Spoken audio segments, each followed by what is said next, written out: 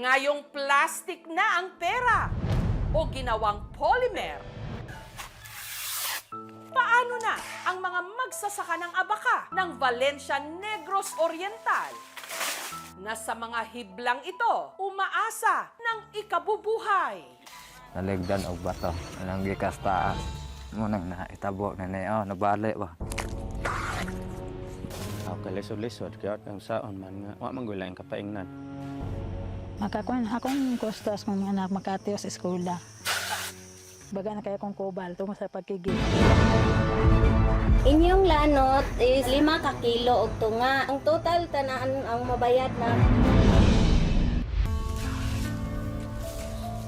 Gayong ang ating mga bagong pera, gawa na sa plastic o polymer, kamusta na ang mga magsasaka ng abaka sa Valencia Negros Oriental?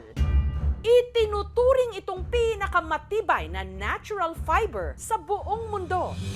Ginagamit sa paggawa ng handicrafts, tela, pati na pera. Mahigit 80% ng supply nga nito sa buong mundo, proudly made in the Philippines. Aba, ito ang abaka. Pero ang proseso ng pagkuha rito, buwis buhay. Lisod kayo pag inikigi. Usa pa may makakwarta gibaligya. Naligdan og bato, ang gabakse o kadihagwan abaka. Sa paggamit na ngayon ng polymer sa ating mga salapi, paano na ang abaka na dating materyales sa paggawa ng ating pera? Ano na ang magiging kapalaran ng mga magsasaka ng abaka na ang turing sa bawat hibla nito? Ginto! Ang abaka, kabilang sa pamilya ng saging, native dito sa Pilipinas, sagana sa kabundukan ng Barangay Malaunay sa bayan ng Valencia, Negros Oriental. Ang pag-aani nito, matagal nang hanap buhay ni na Jessie at June. Mga 17 pa ko, nga sugod ane, kawala mamilain nga kapaninguhaan. Unang napugos mo mikigi bisag na pamis bata-bata pagpangidaron, importante nga naarag mi gagmeng matrabaho. Mag edad o 10 anyos ragay. Tugan rin ako ang rang iyoan ng mukige. Karga-karga ni na June paakyat ang gagamitin nilang alaran o yung pangolekta ng hibla ng abaka. Makalipas ang kalahating oras na lakaran, narating nila ang abakahan.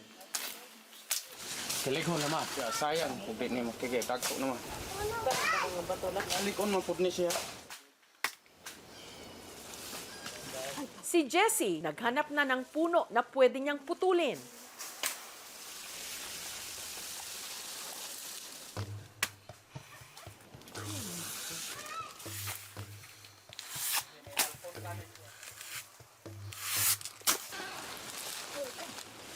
Ang mga nakolektang balat ng abaka, isinalang ni June sa alaran. Paulit-ulit niya itong babatakin hanggang makuha ang hibla o fiber ng abaka. Ipakaon sa re, dayon, buta. Dayon, pwersa, bira. Dayon, lambot para may kawiran. Sa pagbatak ng abaka, kailangan daw ng matinding puwersa.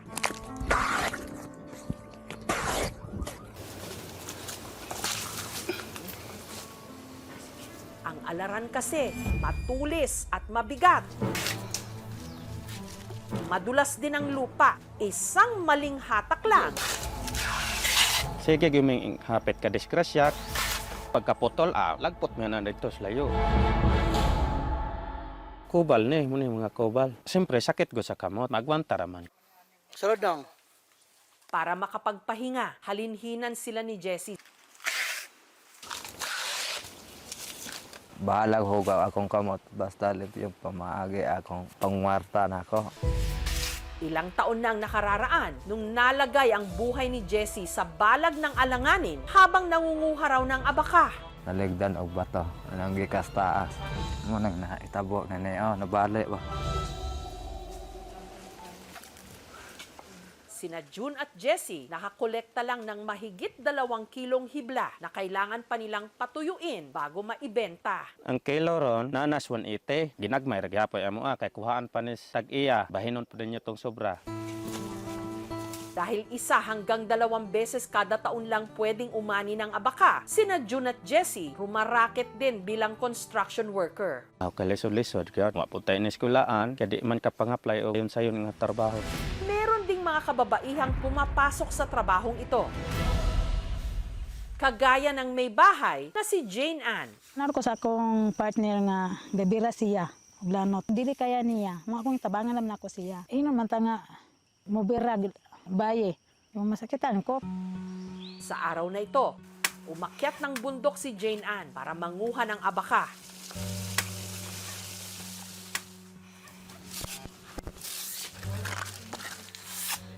Ang mga nakolektang balat ng abaka, kinarga niya pababa ng bundok.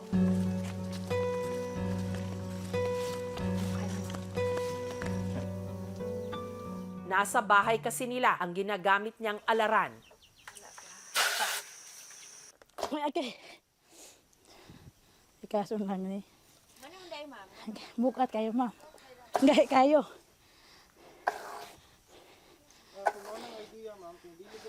O dili mangusog. Madala man jud, lagpot man jud, o di mangusog. Bugat yung kayo. Munang ako, hinagmarid akong magkuhan. Baga na kayo akong kubal tungo sa pagkigi. Pero hindi rito natatapos ang araw ni Jane Ann pagkatapos magbilad ng hibla ng abaka. Oras naman na para asikasuhin niya ang kanyang mag-aama. Makakuan akong kustos ng mga anak makatiyo sa eskwela. Pwede naman isura kayo. Makalipas ang 1 linggo, ang mga pinatuyong abaka ni na Jane Ann, Jessie at June maaari na raw ibenta. Mga pila na dili ni sir. Dos ka pen, Ramandre. Lakansi kaayo. Pero dahil kakaunti lang ang kanilang nakolekta, nagdesisyon silang pagsamahin na lang ang mga ito. Inyong lanot is 5 ka kilo og tunga. Nya atong presyo karon is 165. Ang total tanaan ang mabayad nako is 907.50. Okay. Sina Jessie at June nag-uwi ng tig 150 pesos. Itirsyar na mo dito. 151 sa tag-iya. Di ko ni ka-afford sa upat ka tao kon moro ni income kada adlaw nimo. 300 pesos naman ang kay Jane Ann. Pabalos po mga bata, kay kulang magapipet bugas ni. Pwede na po ma 2 kilo, okay ra. Ang mga hibla ng abaka na naaani ng mga magsasaka, kadalasang ibinibenta rin nila sa mga buyer sa sentro ng Valencia, katulad ni Ricardo. Ito yung magagandang quality. Ito yung mahaba. Pinabayaran ko yun ng 180. Ang mga nabiling abaka ni Ricardo, ibebenta naman niya sa kanyang mga suki sa Cebu, Albay at Maynila sa mas mataas na halaga mula 210 pesos kada kilo. Ito ring abaka ang ginagawa materyales para sa damit. Meron akong isang customer na Chinese, napadala niya sa China. Kasi may additional cost pa. Shipment, ang rene-regulate natin ay quality. Yung pricing nagdepende sa quality ng fiber. Bahalag, mahal ilaha dito. Importante nga nahalin po na amo.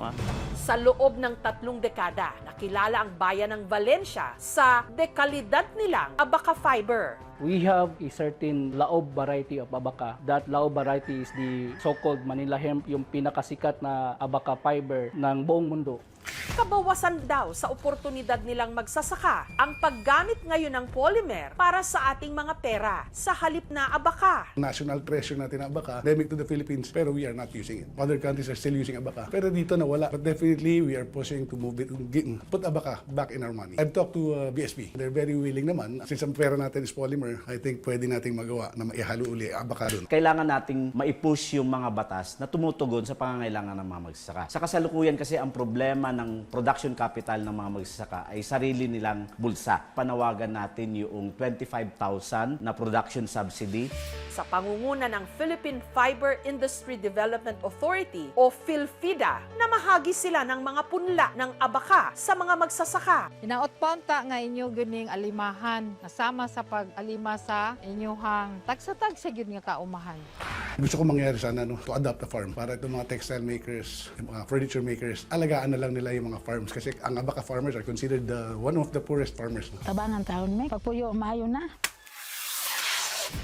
Sa kabila ng hirap at pagsubok, patuloy na lumalaban ang mga magsasaka ng Abaca. Bukat kayo ma. Gahi kayo. Sa bawat himagsik ng kanilang mga kamay, nakasalalay kasi ang kanilang kabuhayan at buhay. Pero kailangan ding pagtibayin ang suporta sa kanila ng pamahalaan para sa huli. Hindi maging kabalintunaan ang lahat ng kanilang paghihirap na ang mga nagsasaka noon ng mga sangkap pa man din ng pera magpahanggang ngayon, nananatili pa rin walang-wala.